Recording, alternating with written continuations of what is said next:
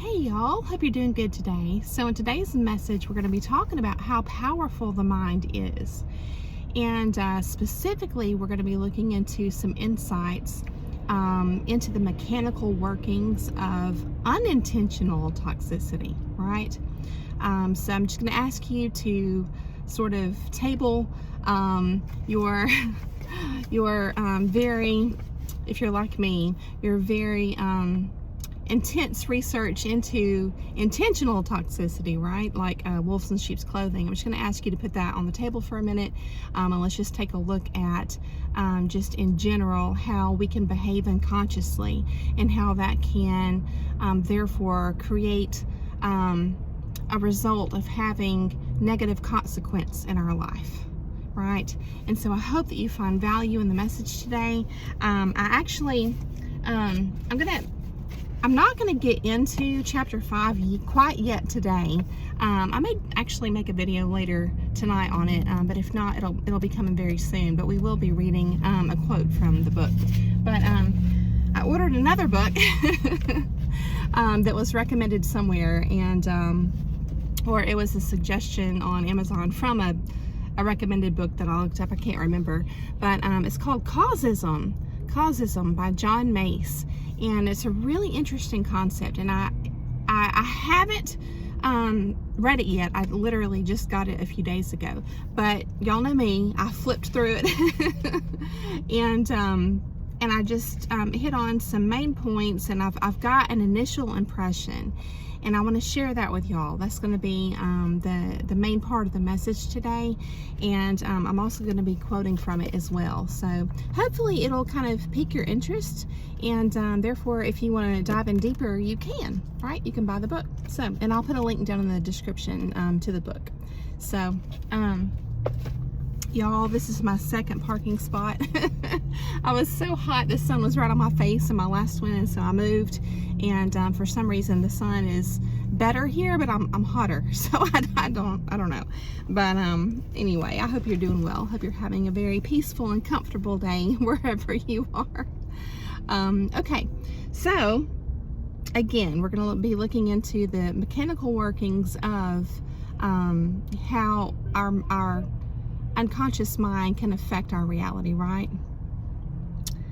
And so yes, I'm hearing some yelling, and I have no idea where it's coming from, but I think I'm safe. Okay, so yes, let me open by sharing that quote from The Fire in the Soul book, and this is going to be the opening quote for chapter 5, which is called Fear, Trauma, and Transformation. And this is from the Bhagavad Gita, okay? And this says, "Fear not. What is not real never was and never will be. What is real always was and cannot be destroyed." So I love this because this is going to tie into the message today, okay? So to just give you guys just a very brief overarching idea of what this book Causism is about, I would say it's about underlying unconscious identities. Now he uses the term identities, but you may find a different term that suits the concept better if you decide to look into it further. So but he calls this underlying unconscious identities, okay, that come through us and create undesirable effects, okay? So this is different based on what I've read so far, okay? What's presented here is a totally different thing than identity that's like a mask of personality that can be changed out on purpose, like a wolf in sheep's clothing. We're not talking about that, right? This is more of like an unconscious identity that is the result of conditioning, okay?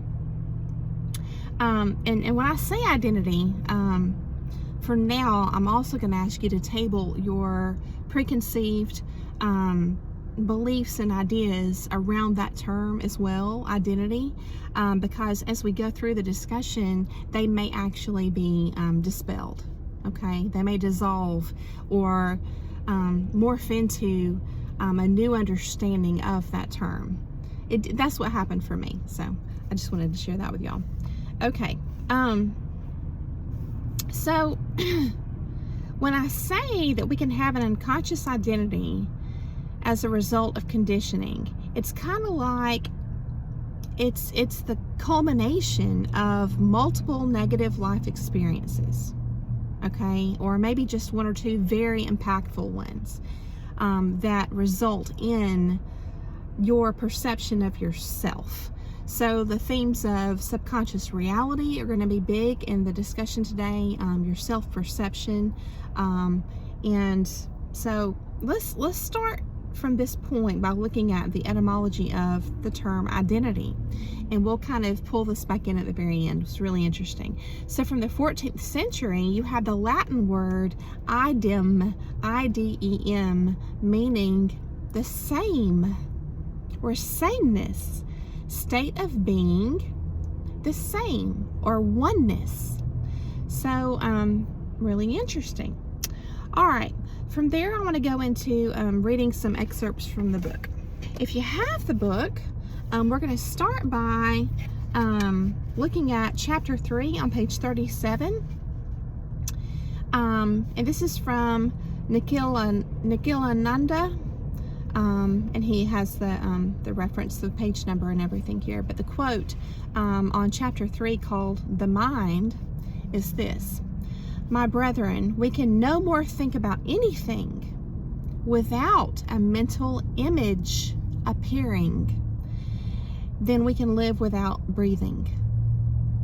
So, yes, it's almost like what I'm gathering is our mind snapshots everything. It's almost like I talk about how I don't want to go through life making assumptions, but I think that there may be this automatic function within our minds that does, in fact, draw very quick conclusions, just very, what's the word I want to use?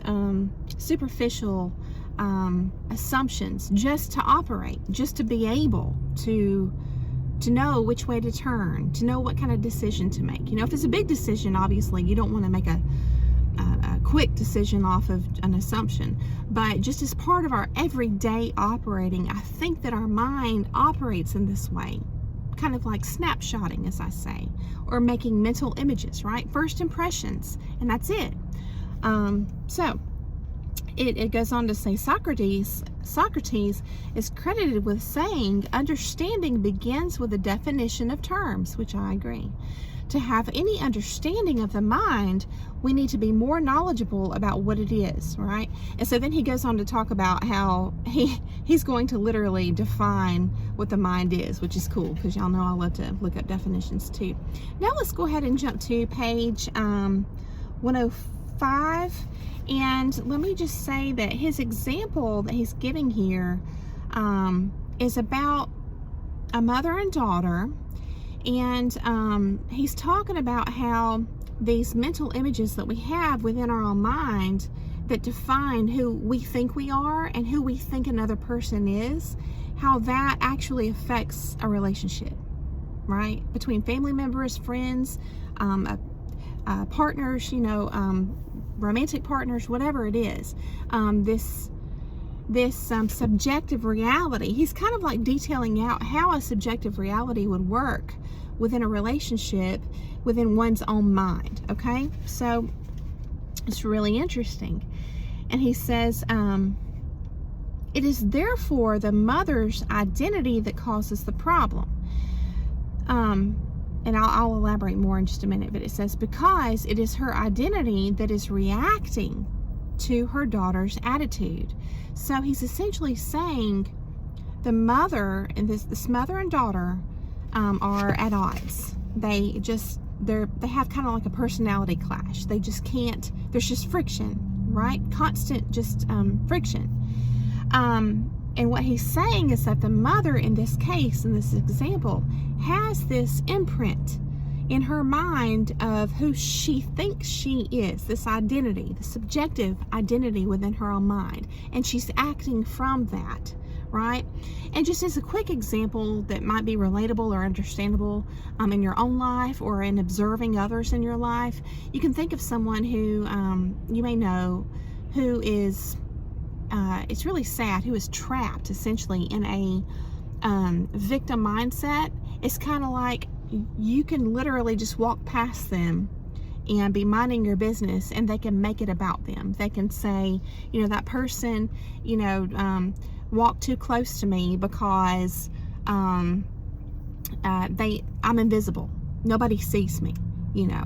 And the reality is that person just, that's the way they walk. It has nothing to do with that person. So everything can become personalized when a person has a victim mindset, right? And they may truly, this may have started because of real life negative experiences. This person may have actually been a victim of abuse or something, but it's that latching onto that winds up harming a person, right? That creating of an internal identity, right? A subjective identity. And so this is big. This is really important stuff. That's just a quick example. But what he's saying is this mother is reacting from this mental idea she has within her own mind about herself and who she is, right? And it's perpetuating the issue. Okay, it's not to say that her observations about her daughter are not correct. Maybe her daughter really is inconsiderate or rude or whatever it is. Maybe that's true, but there's a perpetuation, I think is the right word, a feeding into, a fueling into that negative energy, right? And it's just building upon this negative charge within the relationship. You see what I'm saying? So, again, it says, it is therefore the mother's identity that causes the problem, because it is her identity that is reacting to her daughter's attitude. This may seem a little harsh, but when the mother is able to respond rationally to her daughter's perceived shortcomings, to be more understanding and more objective about them instead of reacting to them, then and only then will the situation resolve. Yes. And so he's talking about within one person's mind, there's two identities. There's the subjective impression of the person's own self, who they think they are, and there's also the snapshotting of who they think this other person is. Okay? And so there's both of these to deal with. It's like a person's own universe, or again, I would say subjective reality within their mind. Okay? Now, I want to pause here and share a couple of quotes from Viktor Frankl, and then we'll continue on with a little bit here. The first one is, between stimulus and response, there is a space. In that space is our power to choose our response. In our response lies our growth and our freedom. And the second quote is this: everything can be taken from a man but one thing, the last of the human freedoms, to choose one's attitude in any given set of circumstances, to choose one's own way. Yes, very, very much in alignment with the message today. All right. So, he talks about meeting with he was supposed to have a meeting with his mother and daughter, you know, a therapeutic counseling type meeting with them, and the daughter didn't want anything to do with it. So he was like, that's fine, you can just go way out, like in the garden or somewhere. And so he just met with the mother, and it was literally just a session where he helped the mother to shift her mindset, right? And I know that there are specific tactics and techniques that were used in the session to make this happen. So it's not like, you know, snapping the fingers or whatever, or just popping a delusional bubble, you know, just immediately getting rid of someone's subjective reality. It doesn't work that way. I know it's complex, but whatever happened in the session created this shift within the mother's mind. And that immediately, he explains how that even when he walked out with the mother from this session and met the daughter, the mother's changed just persona, just her whole self, that shift that had happened within her affected her daughter in a positive way, immediately afterward, which is really interesting. So, says what happens is that with her two negative identities discreated, or I would say dissolved or dispelled, right? The mother can see the daughter through rational eyes. She is no longer viewing her daughter through her own negative identity, right? Yeah. Or to put it another way, her view of her daughter is no longer clouded by her own negative viewpoint. She is no longer thinking and acting irrationally, right? So he goes on to talk about, changing your lenses, which I talk about a lot, and then he goes on to talk about how the mother originally saw her daughter, and there were all these negative terms like lazy and disrespectful and sullen and argumentative and all this stuff, right? And he says maybe she is, but right, the mother is no longer viewing her through the eyes of a perfectionist, right, and has dropped the tendency to be critical. So again, it's like that cutting off of that negative energy feed going into the relationship, just perpetuating a worse and worse situation between the two of them. You know what I mean? And that creates more tolerance and understanding. And I would say this is not to have the goal of getting to a place where you just accept abuse or anything like that, right? Or mistreatment whatsoever. Okay. But I like how he says she is no longer unduly and adversely the effect of her daughter. So there's no strings being pulled here between the two of them, right? And he says, long term, he says the daughter, in his opinion, the daughter cannot help but develop a different viewpoint of her mother because the mother has definitely changed, therefore creating a different flow between the two. Yes. So, it goes on. He says you can't help somebody that doesn't want help. He just kind of reiterates some of the points here at the end of this chapter. But to sum it up, he says on page 109, the keys to every troubled relationship are the two identities in each person's makeup. Each person has their own identity and the identity they have created of the other. In each case, their own identity reacts to the identity they have formed to represent the other, right? And of course, they both sit in their respective universes. So you have this going on in both people. So it's just that it's almost like each one of us having our own subjective reality is creating the friction, So in my notes, I wrote no assumptions, yes. And so he goes on to, on page 126, 127, and beyond that, he kind of gives a little bit of history as to why he got into this line of work, specifically with regards to this approach. And he explains how when he was young, he got electrocuted. And there was something about a lamp and a cord, and he was okay. He wound up being okay, but he just kind of explains that. And he talks about how there's different experiences, which I mentioned before on the channel, that we can all have in life, where it might be an accident or just something very shocking in our life, psychologically shocking or whatever. There's something that can shake or rattle your contentment, your peace, and it can kind of open a doorway, I would say, to another realm, the spiritual realm. Okay, and so that's kind of what he's describing here, as far as I can tell. And then he references another person. This was really interesting, called Captain Ten Legs Bader, Bader, which was a fighter pilot in the Royal Air Force in the 30s, right? And he flew with artificial legs during the Second World War. Okay, it says, as a result of a terrible flying accident, he was in hospital where his legs had been amputated, hence his wartime nickname. Okay, but it says, according to the account of the story, as he was lying in his hospital bed, this is so interesting, y'all, to me. It says he became aware that the pain had miraculously receded, and at the same time heard loud voices outside his room. Then the voice of a senior nurse cut in, "Be quiet. There is a boy dying in there." Now check out this next part.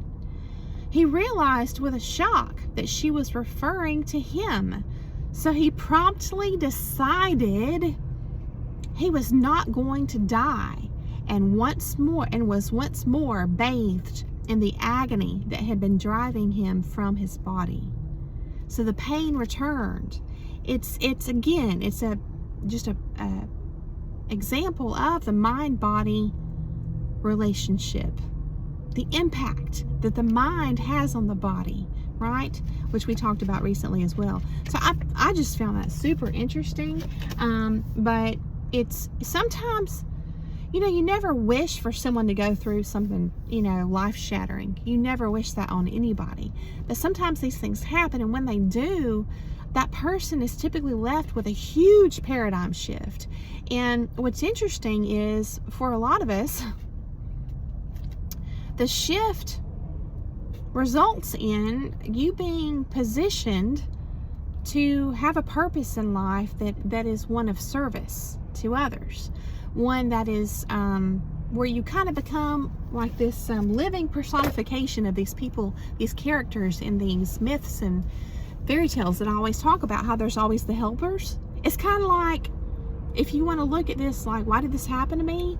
Whatever it was that shattered your world and changed your paradigms forever, because you're changed forever. It's kind of like you wind up sometimes with this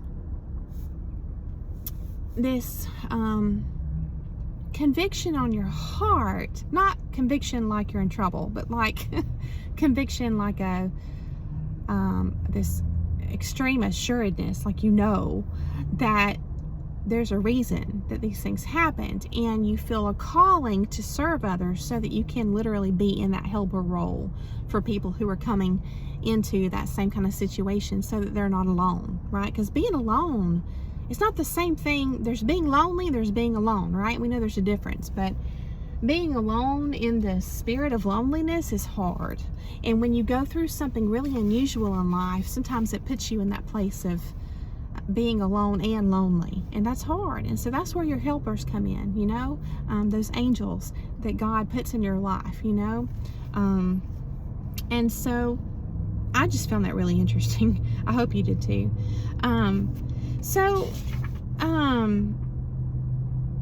Yeah, I had another part I didn't share with y'all, but that's okay. It's just I'll try to keep it short. I'm already at 22 minutes. So my first takeaway from this, right, just from literally browsing through, is to be the observer in your life, to be the observer, okay, which requires your intentional attention, right?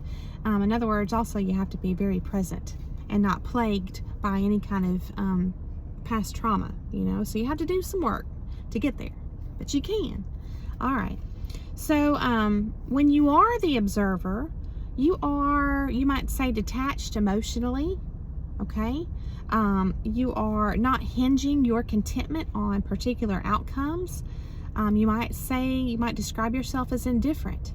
Okay. You're literally just observing. And it's not, again, like snapping the fingers. It takes work. Okay.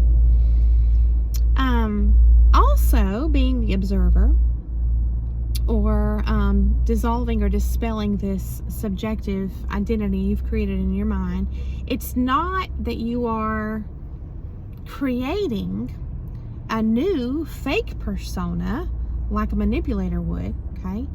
And you're also not dissociated like in a trauma response. It's not that, okay? It's becoming intentionally neutral, okay? Intentionally neutral. So it's a decision, and this decision has to be a decision for it to take root and to be effective, okay? And that requires discipline. and dedication until it becomes a habit. Okay, so you're essentially creating space between the real you, who is the observer, right, and the rest of the world, so that your logical mind is free from contamination. Okay, so like, for example, if somebody comes at you and they're popping off and they're angry and they just have this really strong negative charge or whatever, you may feel this automatic type of instinct, like to flinch, or to, you might feel the adrenaline or whatever it is, just rush through your body. But and that's God's design for self-preservation, which is critical, right? So you may feel that, but again, going back to the Frankel quotes, right? It's that space that you work at to create and maintain, so that even if you feel these things, which are part of being a human being, these instinctual responses in your body to protect yourself, you still have that space to choose your response. Choose your response and not react. If a person reacts, it's kind of like there's no space between themselves and their instinct, right? So if you've detached from the internal strings that were pulling you, right, then your response can be authentic and uninfluenced, right, or not influenced. When I say internal strings, I mean the negative identity or image of yourself, right? Or how you may have unconsciously defined yourself and then acted from that, okay? And I think for a lot of us, this is hard to find, to really detect within yourself, because like a lot of us don't go around with negative self-talk. It's not even something that's part of your conscious awareness, and so it's even harder to detect. But I think sometimes if you really think about it, and you're able to put on a different pair of lenses and see things from a different angle, sometimes you can find it, that there is actually this, or there has been for however long, this unconscious or subconscious veiled or hidden identity that I was operating from, and I didn't realize it, even though I didn't have like conscious negative self-talk. So it could still be there, okay? Excuse me, y'all.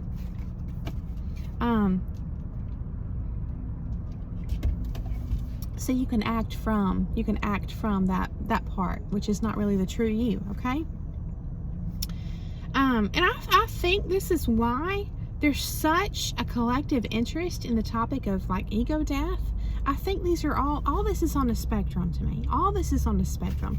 And I'm sure that if someone is more well versed in psychology and specifically people with certain mental illnesses, I'm sure that all of this can be identified and nailed down with certain specific terms and definitions, but that would just mean the extreme end of the spectrum. That's why I say again, I think everything's on a spectrum, and we don't need to throw the baby out with the bathwater, and understand that, all these concepts are important to learn for all of us, Okay. So yeah, the whole topic of ego death may be associated with humility, but to me it's even more so associated with freedom, okay? Which got me to thinking, wolves in sheep's clothing are intentional manipulators, right? It's a conscious thing. They're consciously manipulating, and their masks are fake and worn on purpose to manipulate, okay? But then there's other people who have gone through trauma, right? And they've learned to dissociate, and or they haven't ever built a secure sense of self, right? This topic is in alignment with those people who have been exposed to more negative stimuli or experiences than positive, to me, right? They're off balance, which is a lot of us. To me, this applies to a lot of us. Just the way the cards were dealt, whatever it is in our life, sometimes literally we just have had more negative than positive experiences. But let me play devil's advocate here. Maybe that's because our attention has been on the negative, because we were acting from a buried identity within our mind, right? Like this traumatized child self that has never been given attention and therefore set free. So just, critical thinking is so helpful. All right. But yeah, we can essentially construct a conclusion about who we are based on external factors, based on the things that happen to us and in our life, right? And then our experiences can color or cloud our whole vision. Just everything we see and perceive is now going to be colored in that way, right? So you can wind up thinking that, that you're bad, that the whole world is bad, he's bad, she's bad, and all that. And so if you think about it, what does this remind you of? I'll share with you all what it reminds me of, and that's the forbidden fruit, right, in the Garden of Eden, from the knowledge of good and evil. Okay, so what if we decided to stop labeling things and people good or bad, and instead focused on noticing truth versus deception? Okay, and I say that because if your perception filter is good or bad, it creates this polarity, and that creates like this sensitivity, like this charge within you. Okay, this is really important. I know it's kind of metaphorical, but kind of not. Okay, so just go with me here. It can create, and this really hit home for me as I explored this. But it creates this this good and bad thinking, which we were forbidden from doing in the Garden of Eden, right? Symbolically in the story. It's kind of like, why, right? Well, again, it creates this polarity, which creates sensitivity.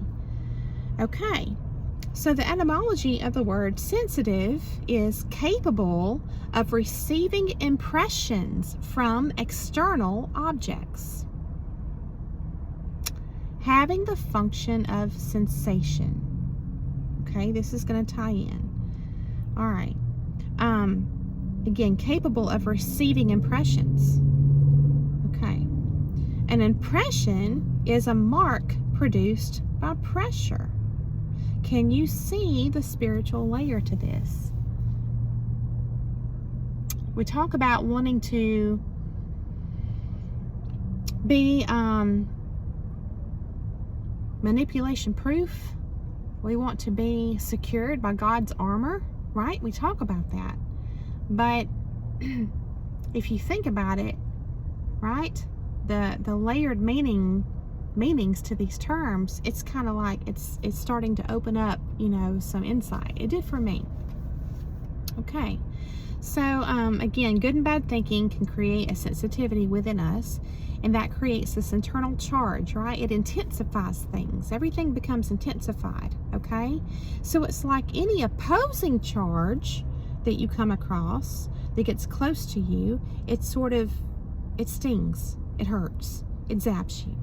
Okay, and then if the same energy comes towards you, right, and you're intensified already, you're amplified, you're amped up, your energy, okay, your perception, you're sensitive, you're overly sensitive. So let's say there's what seems like or feels like the same energy coming towards you, good energy. Well, you can be so sensitized that it consumes you, and neither one of those things are good, right? So let me give you this analogy. I heard this somewhere recently, and I can't remember where it was or I'd give credit, but it was talking about salt and how the analogy of salt, right? And it was talking about how people, if you just look at salt alone and they're unfamiliar with cooking, for example, then people may say that, it's just strong and bitter, and they may say, I don't like it. And that's the end of the road as far as their perception. That's their snapshot perception of salt. That's it, the end, right? Done.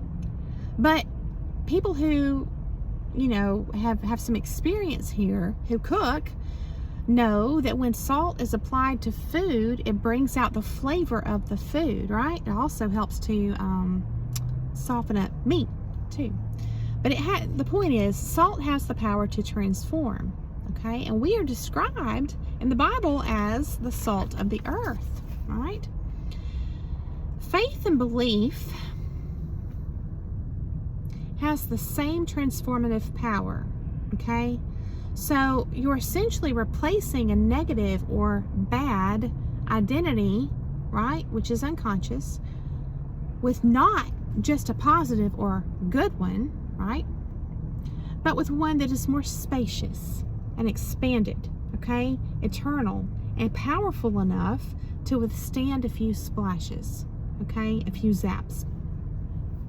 You know, the Bible says not one is good, right? And I think that if a person tries to fool themselves into thinking they're all good, it's not going to last. Life will humble you, you know? But yes, so it's kind of like that analogy I've shared before. There was a book I used to have, and it's gone. I don't know what happened to it. It's great. By Lisa Lindemann.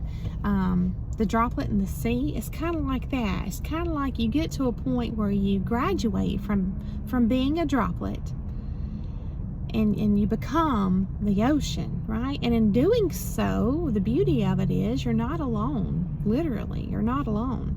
And you realize that the you that you thought you were was only a mental construct, a subjective identity existing only in the mind. And that the real you is outside of the cave, right? It's not the shadow. You're on the outside. So it can't be boxed in, right? You can't be boxed in. And it can't be only good or only bad or wrong, okay? But it can be at peace. You can be at peace. And you are powerful because you're a part of something even greater than the mind can conceive. So I hope this has got the wheels turning for you. I hope it was encouraging and inspiring and insightful. I'll drop some resources down below in the description, and I just really hope that you enjoyed the message today. Thank you so much for coming along to listen. I hope that you have a beautiful day, and I'll see you again very soon.